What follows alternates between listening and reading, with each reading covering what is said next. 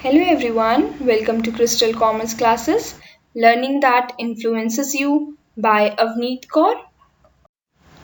Class 11 Accountancy, Accounting Principle. Number 1 Principle of Full Disclosure. Second Principle of Materiality. आज हम accounting principle पढ़ रहे हैं अकाउंटेंसी में। जैसा कि आप सब जानते हो लास्ट वीक से ये टॉपिक हमारा चल रहा है। आज जो हम पढ़ेंगे वो लास्ट 2 प्रिंसिपल जो हमारे रह गए अकाउंटिंग के वो पढ़ेंगे, फुल डिस्क्लोजर एंड मटीरियलिटी। ये दोनों काफ़ी रिलेटेड हैं और स्टूडेंट्स को काफ़ी कन्फ्यूजन होती है इन दोनों में, तो इन दोनों को मैंने आज साथ में लेना चाहा ताकि आपको इनके डाउट्स और इनके बीच के जो डिफरेंस है वो क्लियर हो जाए। एंड यस, अगर आपने अभी तक channel subscribe, like and share नहीं किया है तो प्लीज़ कर दीजिए और प्रेस द बेल आइकन ताकि आपसे कोई भी न्यू वीडियो मिस ना हो। और आप मुझे इंस्टाग्राम पे भी फॉलो कर सकते हैं @avneet.crystal, मेरा इंस्टा पेज है और लिंक डिस्क्रिप्शन बॉक्स में भी अवेलेबल है। Let's begin the class. Principle of full disclosure. This principle requires that all significant information relating to the economic affairs of the enterprise should be completely disclosed. मतलब इस principal के according हमें अपने जितने भी इंटरप्राइज से related जो भी इकोनॉमिक इंफॉर्मेशन है, फेयर से रिलेटेड जो भी इंफॉर्मेशन है वो सब डिस्क्लोज करनी चाहिए। This principle is so important that the Companies Act makes ample provision for the disclosure of essential information in the financial statement of a company. इस प्रिंसिपल के अकॉर्डिंग कंपनीज एक्ट में काफ़ी ज़्यादा प्रोविजंस बनाते हैं हम, ताकि जो भी एसेंशियल इंफॉर्मेशन हमारे बिजनेस से रिलेटेड है, हमारी कंपनी से रिलेटेड है, हमारे इंटरप्राइज से रिलेटेड है, वो सब हम financial statement of a company में डिस्क्लोज कर सकें, ताकि जब हमारी बुक्स ऑफ अकाउंट्स की सीए जब हम अकाउंटिंग फर्म में लास्ट में जब अकाउंटेंट आके आपकी फर्म को वैल्यूएशन करता है फाइनेंशियल स्टेटमेंट्स का, तो हर एक चीज डिस्क्लोज होनी चाहिए ताकि वो ट्रू एंड फेयर पिक्चर को कैलकुलेट कर सके, वो टैक्स को कैलकुलेट कर सके। Third point, disclosing of material facts does not mean leaking out the secrets of the business, but disclosing sufficient information which is of material interest to the users of the financial statement. Disclosing of material facts का मतलब ये नहीं होता है कि हम अपनी confidential data जो हमारे business related है वो हम disclose करते हैं। Disclose करने का मतलब यहाँ पे कि वो सफिशिएंट इंफॉर्मेशन, ऐसी इंफॉर्मेशन जिससे यूजर्स को हेल्प हो, हमारे फाइनेंशियल स्टेटमेंट में मिले। और अगर कोई हमारे फॉर एग्जांपल मेरे बिजनेस में कोई पार्टनर बनना चाह रहा है या मेरी कंपनी में कोई पैसा लगाना चाहता है, कोई शेयर्स लेना चाहता है, तो उसके पास सफिशिएंट इंफॉर्मेशन हो कि इस कंपनी एक्चुअल में गुडविल कैसी है, इस कंपनी के एक्चुअल में इसकी अर्निंग्स क्या है, कितना इसका नेट प्रॉफिट हो रहा है, इसकी financial statement, financial position actual में कैसी है। इसके लिए हमें बहुत सारी material sufficient information, material interest जो होना चाहिए,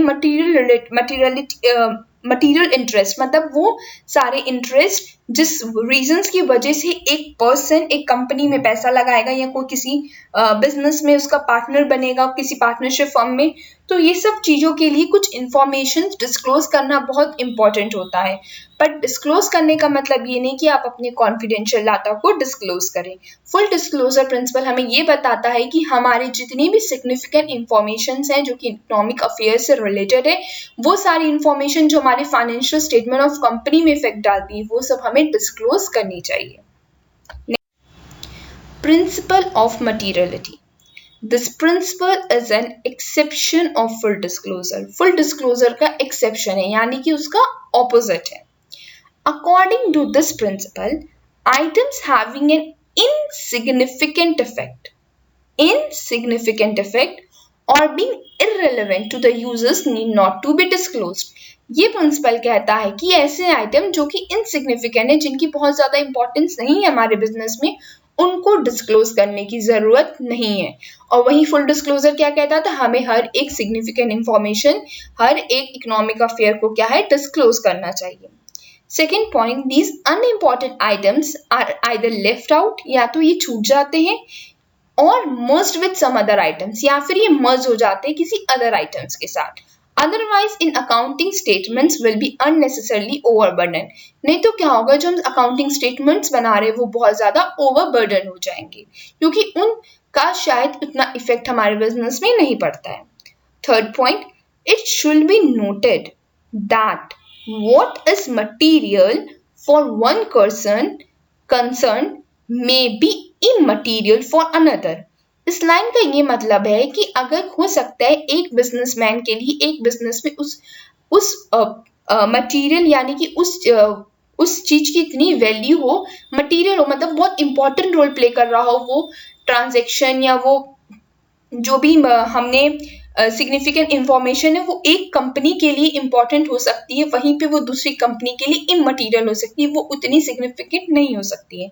एक एग्जांपल भी यहाँ दिया हुआ है, देखिए for instance the cost of small tools may be material for small repair workshop. जिनकी स्मॉल वर्कशॉप्स होती हैं, छोटी छोटी आपको शॉप्स मिलती है जहाँ स्मॉल टूल्स अपनी गाड़ी रिपेयर कराते हो, उनके लिए वो जो टूल है बहुत इंपॉर्टेंट कॉस्ट प्ले करता है, ठीक है। बट द सेम फिगर में be immaterial for Escort Limited. अब एस्कॉर्ट लिमिटेड जैसी कंपनी के लिए वो क्या इमटेरियल है, वो 50-100 रुपए की चीज जो लोग लाखों में बिजनेस कर रहे हैं उनके लिए 50-100 रुपीज या 500 का जो भी कॉस्ट का अगर मटीरियल है तो उस टूल है तो वो उतना इफेक्ट नहीं डालता है। Similarly, the nature of the transaction should also be taken into consideration। यहीं पे हमें जो nature of transaction है उसको भी ध्यान देना पड़ेगा। A difference of 500 in the valuation of stock may be regarded as immaterial। हो सकता है किसी बिजनेस में जो 500 का वैल्यूएशन ऑफ स्टॉक है उसको हम इमटेरियल रिगार्ड करें, मतलब इतना इंपॉर्टेंट ना दें उसको, but the difference of 500 in cash, अगर कैश में है तो वो टर्म्ड एज मटीरियल। अगर स्टॉक में 500 का कोई डिफरेंस आता है तो हम उसे इमटेरियल कंसीडर करते हैं, बट अगर वहीं पे 500 की कैश में अगर डिफरेंस आता है तो हम उसको मटेरियल कंसीडर करते हैं। मतलब वो बहुत इंपॉर्टेंट हो जाता है कि हमारे पास 500 का लॉस हो रहा है, कहीं से कोई प्रॉब्लम आ रही, कुछ ऐसा ट्रांजेक्शन मिस्ड हुआ है, कुछ ना कुछ कहीं पे प्रॉब्लम आई है हमारे अकाउंटिंग में, तभी 500 का कैश में प्रॉब्लम आ रहा है, डिफरेंस आ रहा है। Thus, the accountant should judge the importance of each transaction to determine its materiality। मतलब ये है कि प्रिंसिपल ऑफ मटेरियलिटी ये कहता है कि हमें नेचर ऑफ ट्रांजैक्शन के हिसाब से डील करना पड़ता है कि ये हमारे फर्म के लिए मटेरियल है या इमटेरियल है, इम्पॉर्टेंट है या अनइम्पॉर्टेंट है, ठीक है। आपको हो सकते हैं यहाँ पे थोड़े डाउट्स आए, आप मुझसे कमेंट बॉक्स में कमेंट करके पूछ सकते हो क्योंकि आप फर्स्ट टाइम इसको पढ़ रहे हो। और सेकेंडली जब हम इसके प्रैक्टिकल करेंगे ना, जब हम आगे चल के अभी नेक्स्ट क्लास में मकारी हम लोग पढ़ेंगे जो वो पढ़ेंगे बेसिक अकाउंटिंग इक्वेशंस, फिर हम जर्नल एंट्रीज, लेजर पोस्टिंग ये सब पढ़ेंगे। तो जब हम प्रैक्टिकल में आएंगे ना तो आपको समझ आएगा कि प्रैक्टिकली इनके यूज कैसे होते हैं। अभी आपको यहाँ पर सिर्फ प्रिंसिपल को जितना हो सकता है आप पढ़िए, रिवाइज कीजिए, समझिए, और कोई भी कंसेप्ट क्लियर नहीं है तो आप उससे पूछ सकते हो। Just a friendly reminder, strive for progress not perfection। I hope आपको काफी कुछ क्लियर होगा आज के न्यू टॉपिक से जो मैंने 2 प्रिंसिपल्स आपको पढ़ाए, फुल डिस्क्लोजर एंड मटेरियलिटी। अगर आपको कोई डाउट है, कोई कंसेप्ट नहीं क्लियर हुआ है तो आप मुझसे कमेंट बॉक्स में कमेंट करके पूछ सकते हो। आप मुझसे इंस्टाग्राम पे भी पूछ सकते हो, avneet.crystal मेरा इंस्टा पेज है, आप मुझे इंस्टाग्राम पे भी फॉलो कर सकते हो और वहाँ पे आपको काफी न्यू यूजफुल इंफॉर्मेशन भी मिलती रहेंगी टाइम टू टाइम। और कल संडे है तो आपको क्विज भी मिलेगा, जहाँ पे आप अपनी नॉलेज को देख सकते हो कि आपकी नॉलेज कितनी स्ट्रांग है आपके सब्जेक्ट्स रिलेटेड, और उनको और एनहांस कर सकते हो प्रैक्टिस कर करके, because practice makes a man perfect. Believe in yourself. Thank you and have a nice day.